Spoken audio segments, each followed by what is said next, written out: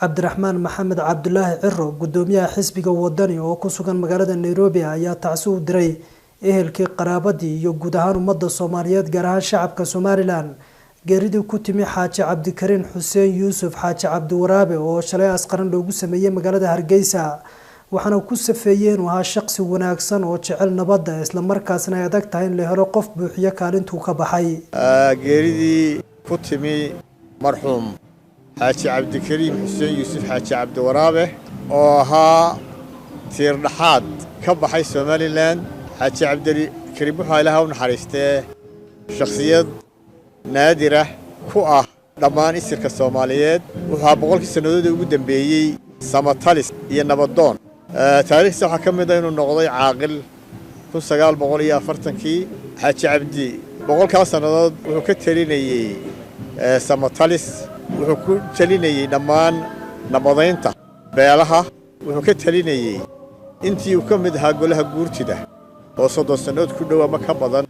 inuu ka qayb qaatay waxyaabo badan muramo badan oo hay'adaha qaranka dhex galay ama golayaasha qaranka anigu Xaaji Cabdi 12 sanadood baarlamaanka ku jiray si toos ah iyo sida badan wada shaqeynay waxaanu ka qayb qaatay runtii xalinta khilaafaad badan oo adag oo ay ka mid ahaayeen kuwa golayaasha qaranka Xaaji Cabdi geeridiisu waxayna tustay qiimihii uu ku lahaa dhammaan dadka af Soomaaliya ku hadla meel kasta oo dadka Soomaaliyeed joogaan waa laga soo tacsiyeeyay Xaaji Cabdikariin Ilaahay u naxariisto jannadii ha ka waraabiyo wuxuu guurti wuxuu nabadoon wuxuu ahaa xildhibaankii guddida dheeraad golaha guurtida wuxuu kaga tegayaa magaca Somaliland taariikh weyn oo ay adag tahay in la buuxiyo kaalintii uu ka baxay gudoomiyaha xisbiga mucaaradka wadani Cabdiraxmaan Maxamed Cabdulaahi Ciro ayaa sidoo kale soo jeediyay in la xuso maalintuu geeriyooday marxuum Xaaji Cabdi Waraabe naxariista janno Allah ka waraabiye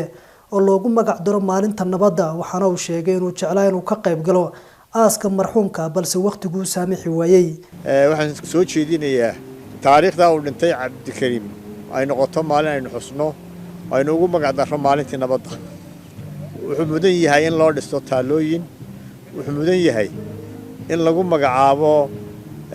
meelaha ugu waaweyn ee ugu mudan Somaliland ay ka mid yihiin dekedaha iyo madaarada in lagu magacaabo waa in loo dhiso taariikh weyn laga reebo oo dhaxal weyn laga reebo oo taariikhdiisa la qoro Ilaahay naxariistii janno isaga ka waraabiyo caruurtiisii iyo heeradiisii iyo qaraabadiisii samir iyo iimaan ka siiyo